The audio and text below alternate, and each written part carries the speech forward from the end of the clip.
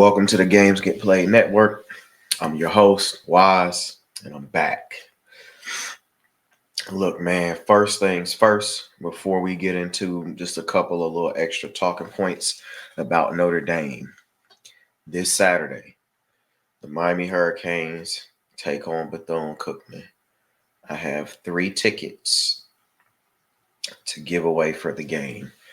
They're club seats. They're in section 119, row 10. Should be seats 16, 17, and 18. I'm giving the tickets away. If you're in Miami and you and a friend or somebody in the family can go attend the game, I'm giving the tickets away. So how we're going to do this is based off the last 4 videos that have dropped, including this one, right? We're going to go randomly look at people that are in the comments, and we're going to select 3 people initially, and we'll go in order. If that person doesn't live in Miami and can't make it to the game, then we'll move on to the next. But it doesn't cost you anything. Watch the video and comment. That's it. It's the only requirement. If you don't live in Miami, you can watch the video and comment, but we're trying to give the tickets to somebody that we know can attend the game because we want to pack the rock out for this night game against Bethune. You know, I get it. It's Bethune, so some people might not want to get up for it, but could be the perfect time to, get 3 club seats and you and a couple of friends, or maybe, it's a family thing. You got a son, a daughter, somebody that want to go. So comment, and Friday at noon, we will go ahead and make the selection. So Friday at noon, we'll have the 3 people picked. If you live in Miami and you commented and you want to go to the game, we'll make sure that we reach out to you via the comments. So I will at whoever in the comments regarding offering the tickets. If you don't reply within a 2-hour window, I will move on to the next person, being so that the game is Saturday night.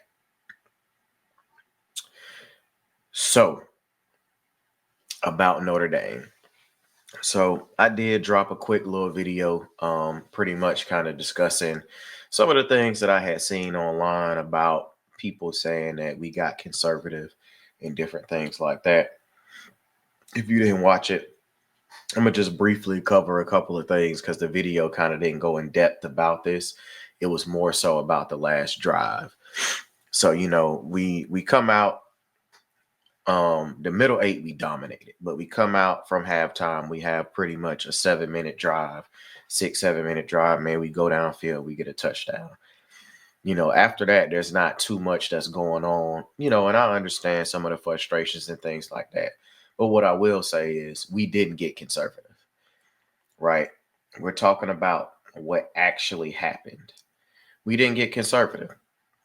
The first drive, where we're coming out or whatever, we get the ball at the top of the 4th and we end up, not doing exactly what we needed to do with it. I know in hindsight, people are like, oh man, this happened, that happened, or whatever. But just being completely honest, man, like the conservative play, I don't really think was there. And, I'm going to kind of touch on, what I mean. So the first time that we got the ball in the 4th quarter, right? And I do literally mean the first time we got the ball. All right. Fletcher runs, right? You got to run so we open up with a run, boom, 6 yards. Then on the next play, we get a penalty on Cooper. It's a holding. So we get backed up, right? Beck complete a pass to Malachi. Boom. 3rd down, we try to pass it, and that's when Traore literally just blew right by CC for a sack. And then we punt. So you got to run, 2 passes. All right. This is the only drive where I would say we quote unquote got conservative, right? We get the interception, and after we get the interception, it's a run with Fletcher, a run with Fletcher, and a run with Fletcher. We didn't really try to do anything more than that, in my opinion, in that time frame. Right? We got the ball on the 22. Or no, we got the ball on the 28. We ended up gaining 7 yards, basically 7, 8 yards. That was it. We kicked the field goal on 4th and 2. That's the only drive I felt like we were conservative, right? And I understand why we did what we did. You got 6 on first down, so you tried to pick something up on second down. You only got 1 yard, and you say it's 3rd and 3. You tried to run it back, it didn't work. Cool.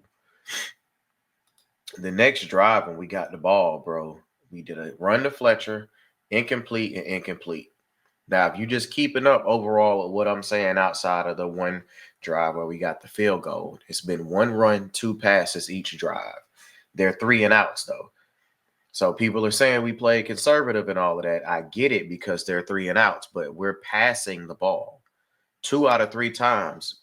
Both of those, excuse me, we passed the ball. And then when we got the ball the last time, they're like, oh, we're conservative. Oh, it's a pass, a run, a pass, a run. And at that point, you're freaking inside the you're basically around the 30-yard line. So at that point, you running the ball, into the end or whatever. So it is what it is. We didn't get conservative though. That's all my whole point in all of this. The conservative talk. I get it. Excuse me, on some levels, but that's not what actually happened. We do have people that got banged up in particular. I know, Lyle is, I don't know if he's gonna play this week, honestly. I would say rest him. This is the opportunity to rest anybody, that really got banged up this week, in my opinion. I will say for us though, man, when you look at everything that Mario has done since he's gotten here, we are good in the trenches. We will be able to play with anybody in the trenches. Last year, the offensive line was a top 5 offensive line. This year, the offensive line should be another top 5 or top 10. But our defensive line, from what we saw week 1, who went up against what most people deem to be a top 5 or potentially the best offensive line in the country, like, we had a field day on them, in particular, Ruben Bain.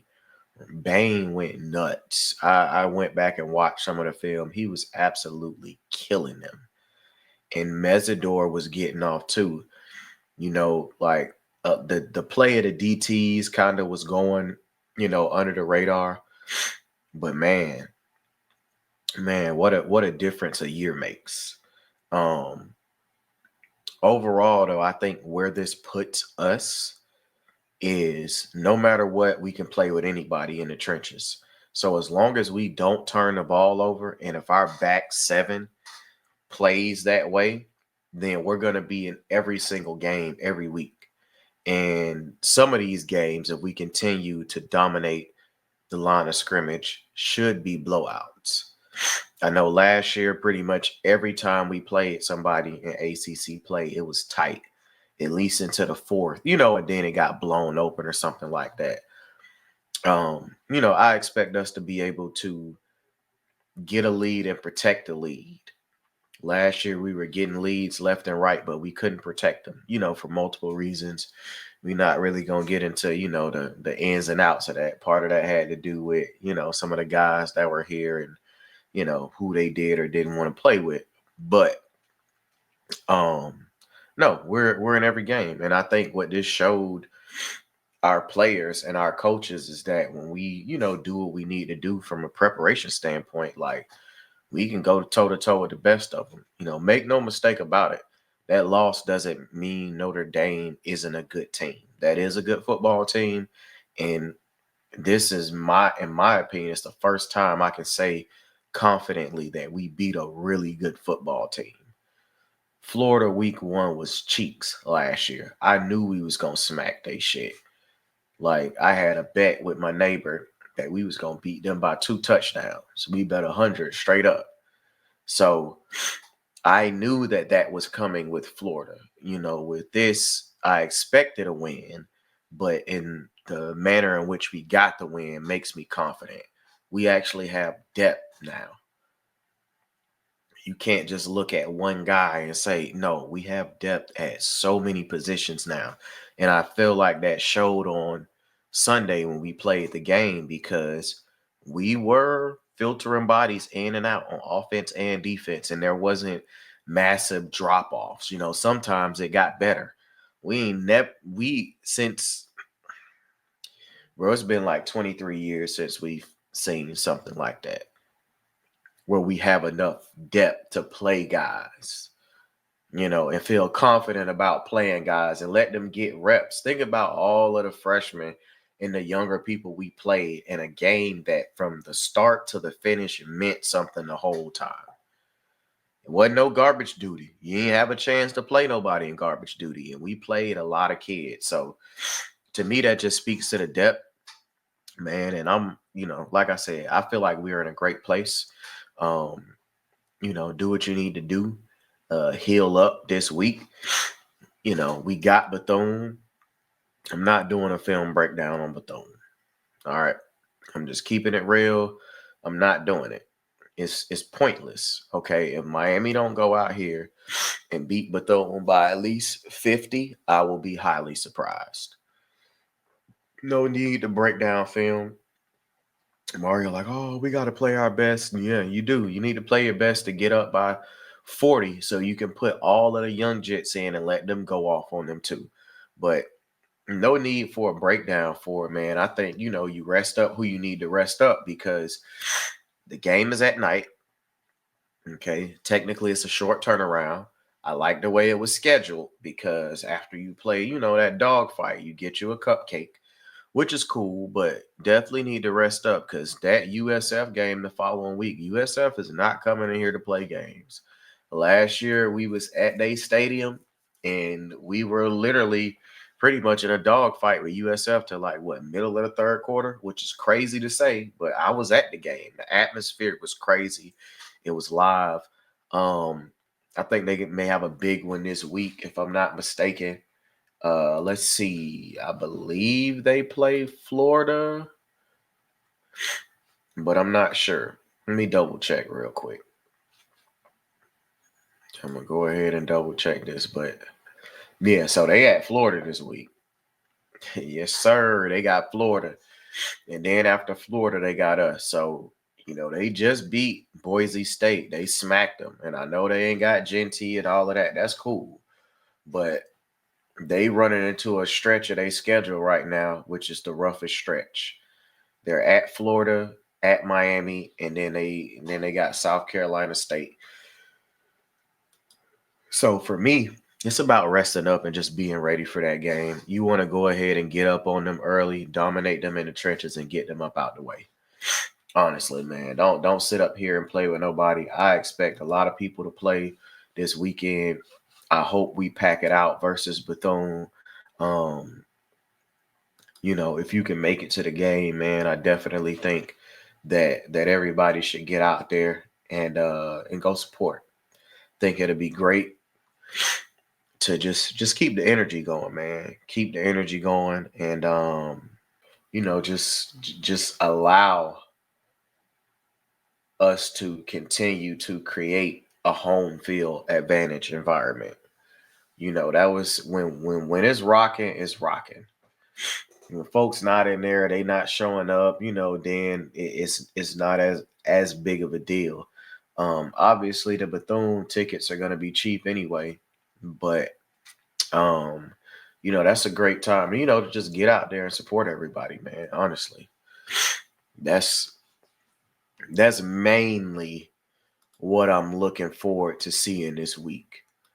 What young guys, rather if it's early in the game or later in the game, but when they get in, what happens, right? What are we seeing? Do we continuing to carry it, even with some of the guys that did or didn't play? I want to see Pringle get in there. I want to see different people play, because it's going to tell us a lot about what's going on. And just overall, man, I think there's some couple of interesting games coming up. I think this week, Illinois playing Duke. I think it's very interesting. Illinois obviously got out to a hot start last week, but Duke wasn't playing. I know they only played Elon or whatever, but the boy threw for 389 yards last week. So we'll see, how that goes. That's one to monitor for sure. That's at Illinois is traveling to Duke. That's at noon on ESPN. That should be a good game. Um, Outside of that, you got Oklahoma State traveling to Oregon. If I'm not mistaken, yeah, that should be a pretty good game as well. 3:30. We'll see what Dante Moore does against something that would deem to be legitimate competition. We'll see how it looks. I will say a lot of they front loaded the beginning of the season because this second week isn't necessarily lined up with heavy hitters like it was last week. You do have, Michigan playing Oklahoma, but nothing actually crazy going on this week, matchup wise. So, you got teams that's trying to bounce back and stuff like that. If there were some better games, we would probably go into a little more depth, about what's going on and everything this week in college football. But it's really light, man. It's light. That's why we need to handle business and stay healthy. That's really all I want us to do. Go in there, don't have any injuries to anybody, get up out of there healthy, and prepare for USF the next week. We just got to come out with the right intensity, go ahead and handle business. And by halftime, about a third quarter, I shouldn't see nobody out there that's key. We should easily be up 5 scores going into halftime, 4 or 5 scores, and come out and do what we need to do. Even if, somebody may play part of the middle 8, but outside of that, man, we should just go ahead and clean these boys up and make it happen. I think that personally, we're gonna have, a lot of young guys that are key contributors this year. And I'm not gonna go with an obvious one because I feel like, I picked Malachi to break out and have 150 and 2 tuds. And he only had about 80 and a touchdown. But I personally think that Bryce Fitzgerald is gonna be my breakout freshman.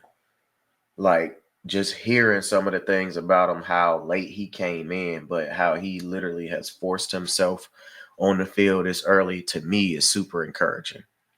Like for a kid to come in that late and Mario like, nah, yeah, Columbus, you can't enroll early and all of that. And he's in the mix like that. I don't know if y'all noticed. He was out there.